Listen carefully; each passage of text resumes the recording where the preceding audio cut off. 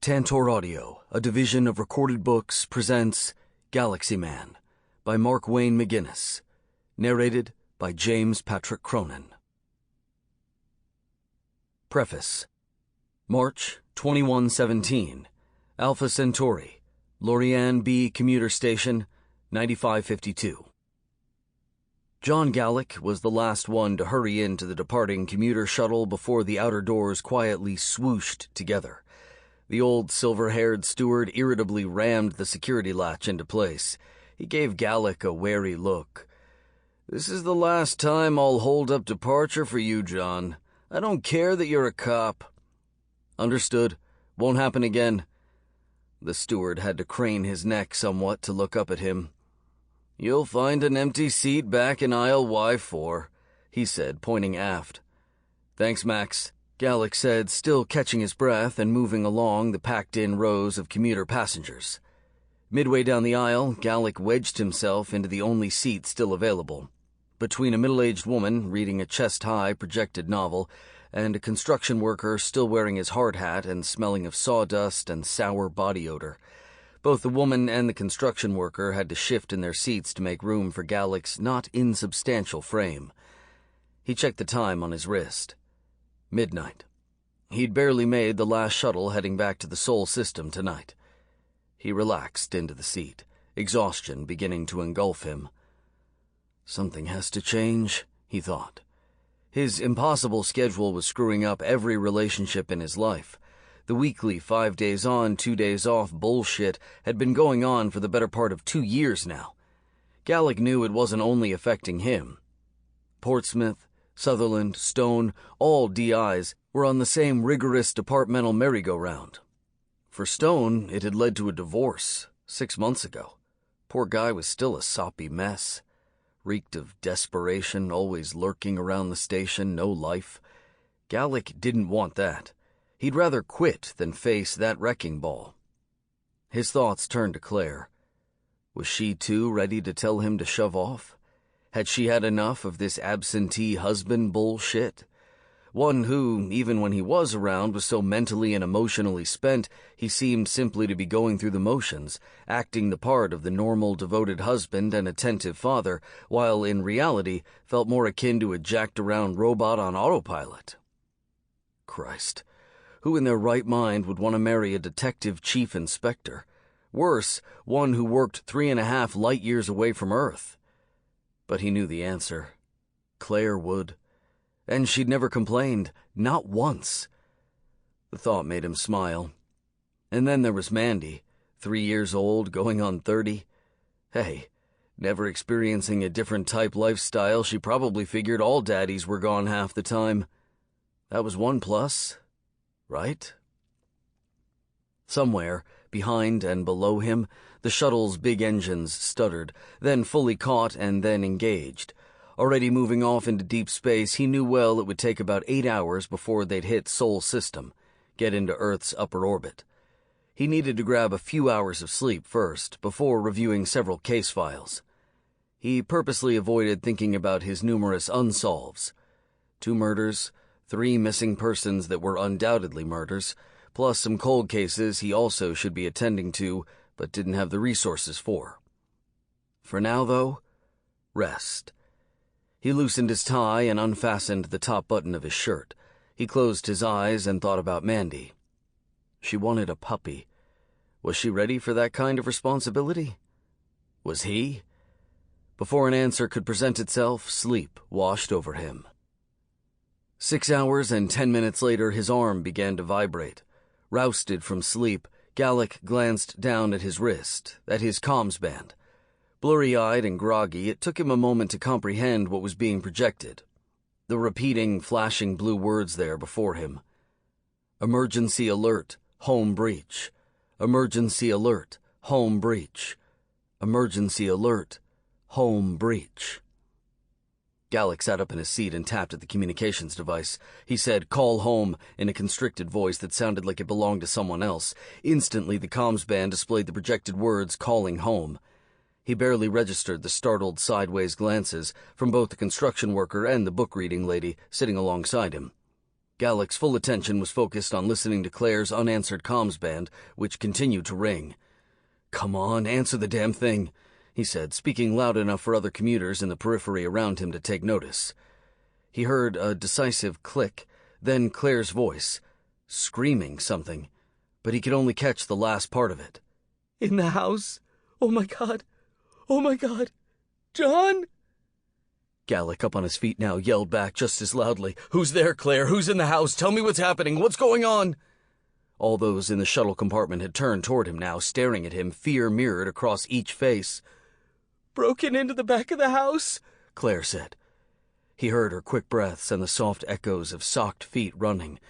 He heard, too, the old grandfather clock chiming away in the background.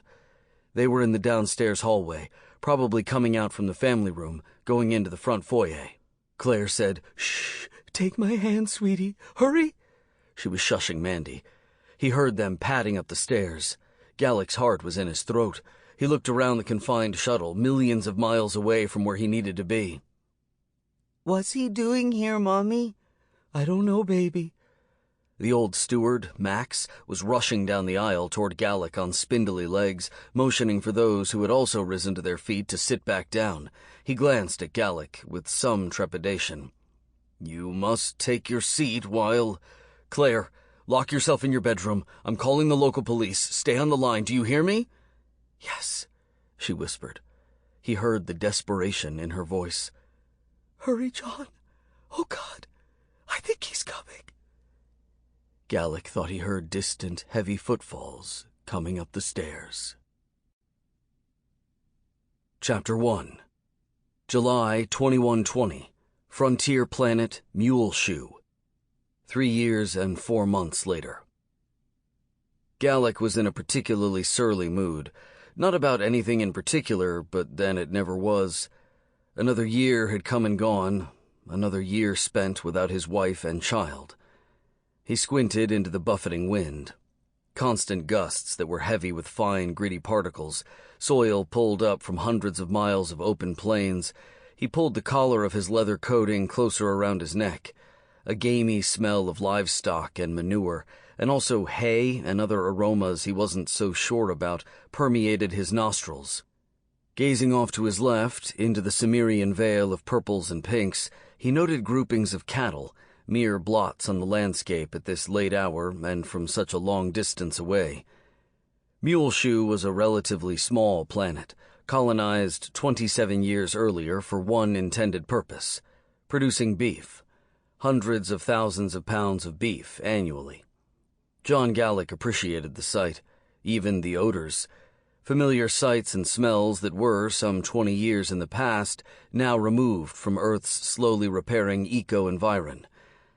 Gallic was running late. Being late adversely affected his earnings, something he couldn't let happen. Not with what was at stake. He mentally calculated how quickly he could grab the vehicle, load it into the Hound, and be back up in space. It's going to be tight. He thought about the irony. Here he was, about to repo a guy's high-end spacecraft for delinquency, when he was 2 months late making his own payments on the Hound. Up ahead, partially obscured within the churning sand cloud, he saw neon-colored lights. Muted reds, blues, and greens, plus multi-variations of those.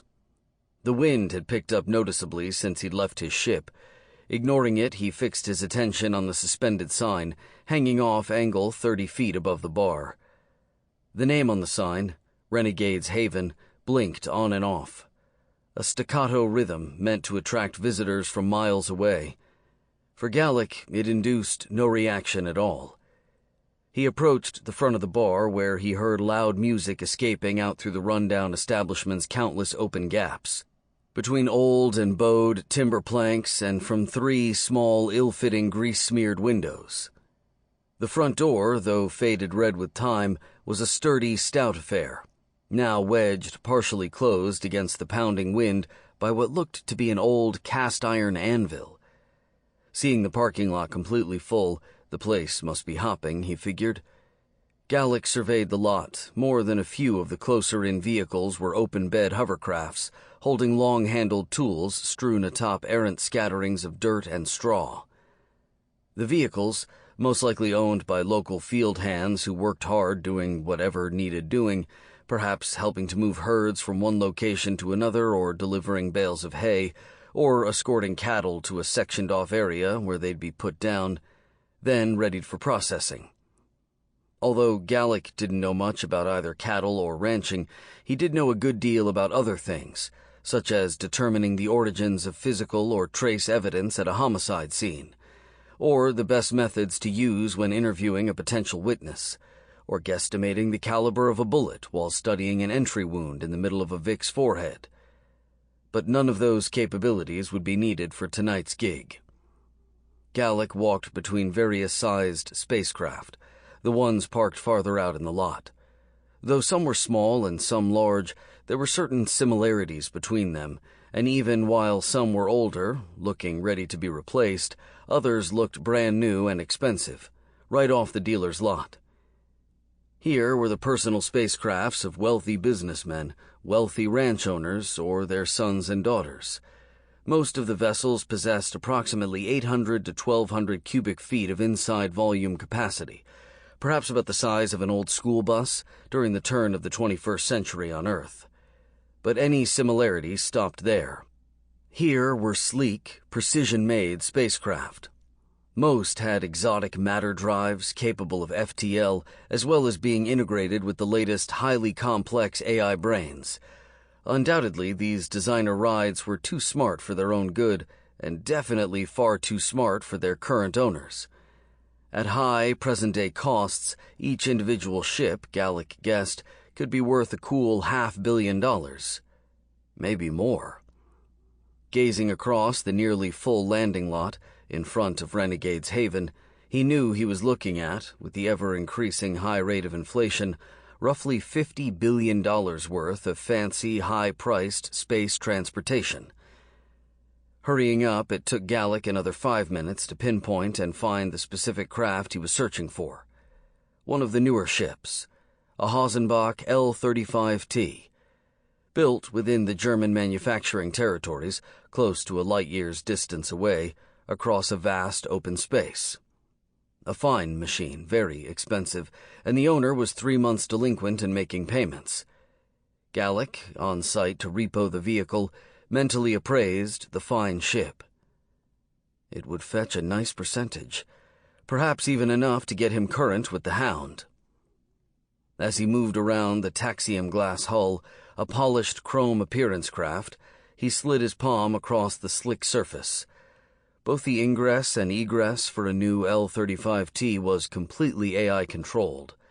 No seams, no hairline gaps, which would allow Gallic to use the tools of his trade to penetrate a hatchway.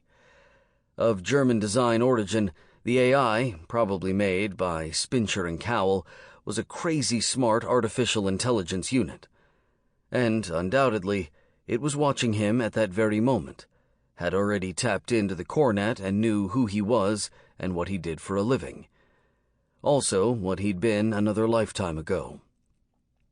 Because this newer breed of AI was so thorough, so tenacious, it would have, by now, delved far deeper into his past, into every aspect of his life. But Gallic didn't really care what it had uncovered. It didn't change the fact that this very vehicle needed to be loaded onto the Hound, then returned to the selling dealership, preferably tonight, tomorrow morning at the latest. He gave the craft an affectionate pat, then headed off in the direction of the blinking blue, red, and green neon lights. Time to do things the old-fashioned way, he mused. John Gallic entered the seedy watering hole through the faded red door, knowing exactly what to expect inside. He'd been there before, had conducted business there, had been there to drink and sometimes not to drink. The proprietor knew enough about him to know that disturbing him would be a bad idea. John was well aware of the impact his presence made. He looked at the tightly packed-in patrons, those who usually came and went from Renegade's Haven for the most part unnoticed. But at 6'6" and close to 240 pounds, he was an imposing figure. He pictured himself through their eyes, seeing the leather Stetson worn low over his eyes, the dark brown trousers and heavy black boots. Wearing a long, well-worn leather duster, supported by shoulders that just about spanned the open door's threshold, he watched as curious eyes moved in their sockets, seeing who, or what, had so obtrusively entered their space. The music was loud, and the smoky haze from cigarettes, cigars, and a few pipes gave the place a far more mysterious ambiance than it deserved. The combined hum of chattering voices decreased several decibels as more heads turned around to face him. He continued to survey the room, taking in as much detail as he could. Good with details, he was trained to notice things the average person would disregard. Training that took place in another lifetime, when he was a different person. The DCI, the Chief Inspector for the Colonial Police, Space District 22. But that life was ancient history, one that belonged in the past. For the last 3 years, Gallic was officially known as a Territory Abettor, more commonly referred to as a Frontier Marshal. Frontier Marshals were independent contractors that provided a handful of, and not always the most respected, services. Earth's distant spatial territories, lacking much in the way of institutional policing, engaged Frontier Marshals to fill in the gap. Covering everything, especially those that had high-end stakes, like investigating murders, of which there'd been a good number, Gallic was good at closing most cases on the frontier worlds. His previous years, spent as a DCI, had come in handy. He'd built a solid reputation in the frontier worlds for being relentless, a bulldog, said to always get his man. Or woman, if that was the case. Although not 100% true, Gallic was fine with that general assumption. On the low end of marshalling, Gallic's duties included the errant breaking up of bar brawls, petty crimes, even the repossessing of spacecraft. Finding such side repo work paid surprisingly well. It also kept him busy. Too busy to think. Too busy to remember. He made his way over to the bar and squeezed between two seated, conversing elderly men. Forced off their bar stools, they grumbled something unintelligible. The pair leaned forward, peering around him, and resumed their conversation while drinking their house-brand whiskeys. Gallic caught the proprietor's attention. He looked pretty much the same as the 3 other busy bartenders catering to needy patrons. Wearing a stained white apron, the medium-sized man with a receding hairline wiped his hands on a dish towel and made his way down the bar to where Gallic stood waiting. He asked, "Usual?" "Not tonight, Randy." Leaning forward, Gallic spoke just loud enough for him to hear. "I'm looking for a guy. Lars Coogan." The barkeep looked hesitant. "Don't bust up the place, Gallic. No trouble here tonight, okay?" "Uh-huh. Just point him out to me." The proprietor gestured with his chin toward a large group, which had pulled 3 tables together. An eruption of laughter, followed by arms raised high, the clinking of shot glasses. A rowdy, happy group. "He's the one at the far head of the table. He's the one with that thing around his neck. Not sure what those things are called," Randy said. "It's called an ascot." "Looks pretty silly to me," Randy added. Gallic said, "Anyway, thanks. Go ahead and ping my account for a double shot. Either drink it yourself or give it away." He turned and made his way through the packed sea of patrons, needing to shuffle between chairs and tables. Several times he had to turn sideways in order to maneuver his way toward the seated, boisterous partygoers. No less than 12, they were mostly in their 20s, Gallic surmised. Dressed to the nines, designer clothes meant to impress each other and everyone else. The women were bare-shouldered, tan, and wore an abundance of conflicting, fragrant perfumes. The men, equal in number, wore suits with bolo ties and leather cowboy boots etched with elaborate design work. A lit cigarette hanging loosely from the corner of his mouth, Lars Coogan's eyes met Gallic's as he approached. Designer stubble on his face, he wore his highlighted, streaked hair parted far over on one side, his angled bangs strategically flopped over one eye. Sitting there, Gallic guessed he was about 6 feet tall. He'd soon find out. A woman's thin, tanned arm was casually draped over Lars's left shoulder, sitting close behind him and just to the side, like she'd joined the party late and had to pull a chair up from an adjoining table. Her dangling, bobbling earrings caught the light as her head turned this way and that. She wore faded, snug jeans and some kind of halter top that emphasized her breasts. All in all, though, dressed more casually than the other women there, it all worked. She was stunning. As Gallic closed in on the end of their table, a bemused smile crossed her lips. Seated to Lars's immediate left and right sides were two big barrel-chested guys. Gallic knew the type. Sure, the bulk was there, but it was comprised more from pork than any real muscle. Looking weirdly similar, even down to their shiny gray suits and abundance of wet-looking product slicking back their hair, they were two matching oversized bookends. Through narrowed eyes, they assessed Gallic and smirked. His guess, they were more like a rich boy's protection than actual friends. As Gallic leaned down to say something to their boss, they tensed, straightening up in their chairs. Lars took a pull from his cigarette and leaned forward. The girl with the bobbling earrings watched on with mild interest. Gallic said, "Hey man, you Lars?" He exhaled a cloud of smoke. "What's it to you?" "Looks like someone just backed into your ride. Hurry, and you can catch the son of a bitch. Probably still out there in the lot." Lars stared up at him, then over to the bookends who Gallic had mentally assigned the names Tweedledee and Tweedledum. Lars said, "Just know that if it was you, you're a dead man." Chapter 2. Frontier Planet Muleshoe, Renegade's Haven. Gallic stood aside as Lars flew from his seat, shoved past him, and headed for the exit. Looking startled, the two bookends in their shiny suits clumsily extricated their legs from beneath the table and hauled their bulks quickly between chairs and tables, disrupting customers. After knocking over someone's drink and tipping over two chairs, they were hot on the heels of Lars. They moved pretty fast for porky guys, Gallic thought. The girl with the earrings rose to her feet, giving Gallic an appraising look. She stood there for several moments with that same bemused expression. She held out her hands, palms up, in a gesture that implied, "Are you going to move out of the way?" Outside, the wind had settled down to a mild breeze. The sand cloud was moving away to the south. By the time Gallic arrived at the Hassenbach L-35T, Lars had apparently completed his circling of the ship's hull, giving her a quick look over. Undoubtedly making sure there were no new dents or scratches on the vehicle's pristine finish. Seeing him approach, Lars studied Gallic from head to toe, an expression of distaste crossing his face, like he was looking at a bug, or maybe a wayward turd lying on the ground. "What the fuck's your problem, dude? There's absolutely nothing wrong with my 5T, he said, moving into Gallic's personal space.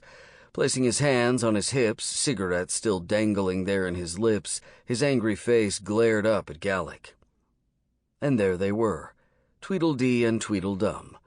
They hovered a close step behind him, one on each side, trying to act menacing. Gallic hadn't known the proper abbreviated vernacular for Lars's ship was simply 5T. It had a nice ring to it, 5T. "Hey, it's your ride, man," Gallic said. "It's no skin off my nose if you think she's fine." "So why don't you tell us what you think you saw?" Gallic shrugged. "Looked like an old Buick Starflight. Green, I think. It bumped your 5T down low. Over there in the front. Jostling her pretty good, but hey, she's probably fine." Gallic turned as if he were going to leave, then spun back around. You did fire her up, didn't you? See that she's still operational after being slammed into like that? I'm sure I don't need to tell you that's a fine-tuned precision craft." Lars seemed to contemplate on his suggestion for a moment. Then, turning his attention to the girl with the dangling earrings who just arrived, now standing closer to Gallic than to Lars himself, he raised his brows questioningly. "Maybe he's right. Maybe I should at least check her out to be on the safe side. Certainly couldn't hurt, Gallic said. Lars, patting his breast suit jacket pocket, brought out a start cube and walked around the 5T to where, Gallic figured, the vessel's hidden access hatch was located. Holding the cube between two fingers, he positioned it at waist-level height against her pristine fuselage. The cube flew, disappeared into the ship as though it had melded in there. Kerr's technology. Gallic had heard about this latest application of the alien science and wondered how much extra Lars paid for such a useless option. $1 million? $2 million? Then, almost magically, the 5T's hatch began to lift up and outward, like a graceful gull wing in mid-flight. Gallic let out a breath. So easy. Having the start cube in place was exactly what he needed. The vehicle, now accessible, was also drivable, either by him or anyone else. He said, "Hey, hold up there a moment."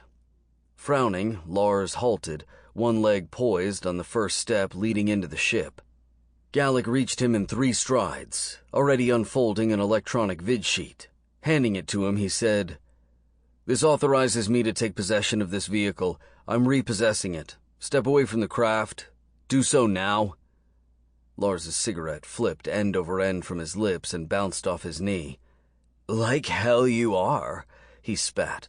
He grabbed a hold of both sides of the hatchway. "No one's taking my 5T. There has to be a mistake. I pay my fucking bills." Gallic shrugged. "Either that or your daddy does. Unfortunately, one of you has missed a few payments. 3 to be exact. You can either take care of the default at your bank or at the dealership. She'll be waiting there for you in the morning. Now move aside." Lars, hunkering down, wasn't going to make this easy. "Donnie, don't just stand there. Take care of this guy." He sensed the two of them had moved in closer behind. He could smell their foul breath. Gallic felt a heavy palm on his right shoulder. A surprisingly high voice then said, "You're going to give Mr. Coogan a bit more time to take care of this business. If you don't, we'll hurt you. Hurt you bad. Leave you here bleeding in the dirt and gravel. You understand me? Now why don't you put that little vid sheet back in your pocket, before we get angry, and do something we'll laugh about later?" Gallic, not turning around, glanced at the meaty hand still resting on his shoulder. "Which one are you? Johnny or Donnie?" "I'm Donnie," Gallic said over his opposite shoulder. "Johnny, best you head back into the bar. Ask for Randy." "Yeah? What for?" "Ask to borrow a bucket.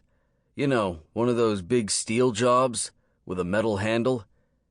He snorted and made an irritated expression. "What would I need with a damn bucket?" Gallic sensed the beefy twosome were exchanging perplexed looks. "Because if your friend here doesn't take his hand off my shoulder, you'll be taking what's left of him home in it." Gallic felt Donnie's hand come off his shoulder, and he sensed Lars's bodyguard was in the process of turning his upper torso, that he was winding up to deliver a punch. Gallic didn't need to look at him to know precisely what he was going to do. The mistake most people make in this situation is to try to duck away, avoid being hit. But Gallic did the opposite.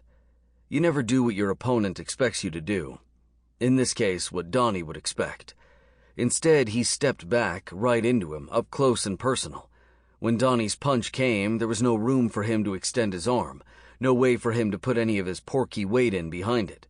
Directed at the vicinity of his kidneys, it arrived more of a love tap than a real punch. Without hesitation, Gallic, half-turning and faking a half-step forward, quickly rocked back on his heels while at the same time he ratcheted his right elbow back hard. The height differential between Gallic and Donnie couldn't have worked out any better. The familiar knob protrusion, located at the end of the elbow, is actually a part of the humerus bone. Gallic's arms were large and muscular, and the round knob at the end of his humerus was poised to act more like the business end of a sledgehammer than that inconsequential bone most people took for granted. Gallic's fast-moving elbow made contact with Donnie's nose and, in the process, totally annihilated it. In that fraction of a second, Donnie's nasal bone, the supporting septal cartilage, as well as both sides of the maxillary bones, either splintered outright or instantly turned into something akin to toothpaste. The sudden impact was enough to bounce Donnie's brain, hard forward first, then just as hard backward, within the confined space of his oversized cranium. Suddenly unconscious. Sample complete. Ready to continue?